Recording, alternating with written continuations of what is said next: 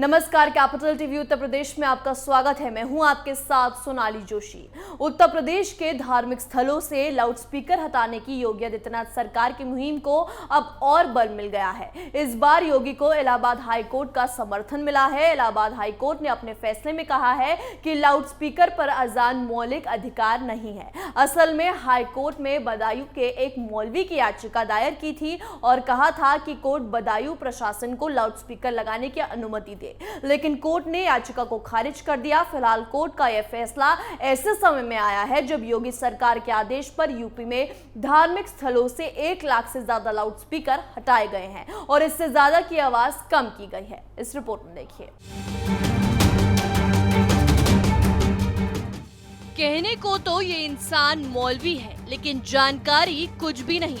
जिस वक्त पूरे राज्य से लाउडस्पीकर उतारे जा रहे हैं, ऐसे समय इस महाशय को नए लाउडस्पीकर लगाने की इजाजत चाहिए। जानकारी के मुताबिक बदायूं की नूरी मस्जिद के मुतावली इरफान की ओर से हाई कोर्ट में याचिका दाखिल की गई थी, लेकिन इस याचिका को जस्टिस विवेक कुमार बिरला और जस्टिस विकास की बेंच ने खारिज कर दिया।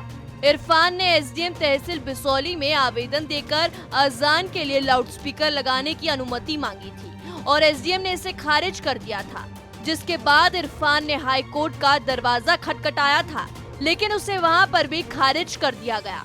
हालांकि इस मामले में पहले भी कोर्ट आदेश दे चुका है, लेकिन जिला प्रशासन ने धार्मिक स्थलों से लाउडस्पीकर को नहीं हटाया।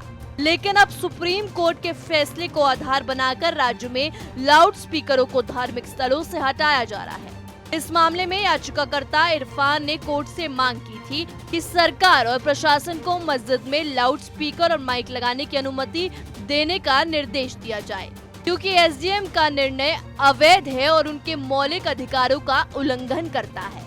इरफान की दलीलों को खारिज करते हुए कोर्ट ने कहा कि कानून ने तय किया है कि मस्जिद में लाउड स्पीकर का इस्तेमाल मौलिक अधिकार नहीं है। इसके बाद कोर्ट ने इरफान की दलीलों को खारिज करते हुए याचिका खारिज कर दी। उत्तर प्रदेश में सुप्रीम कोर्ट के फैसले को आधार बनाकर प्रशासन लाउडस्पीकर को धार्मिक स्थलों से उतार रहा है। इसके साथ ही सीएम योगी आदित्यनाथ ने राज्य के सभी जिलों के अफसरों को निर्देश दिए हैं कि लाउडस्पीकर लगाने के लिए अनुमति न दी जाए। हालांकि राज्य के ज्यादातर धार्मिक स्थलों में आवाज को कम कर दिया गया है। महंत राजू दास ने भी कोर्ट के फैसले का समर्थन करते हुए कुछ बातें कही हैं, आपको भी सुननी चाहिए। आज इलाहाबाद खंडपीठ का एक आदेश आया है। उस आदेश में इलाहाबाद खंडपीठ ने कहा है कि हाँ, माइक जरूरी नहीं है मस्जिदों पर। कोर्ट को साधुवाद, कोर्ट को आभार। मुझको लगता है कुछ लोग हैं जो जिद कर बैठे हैं कि बिना माइक से हम कार्यक्रम नहीं कर सकते। अरे गजब बात करते हो भाई।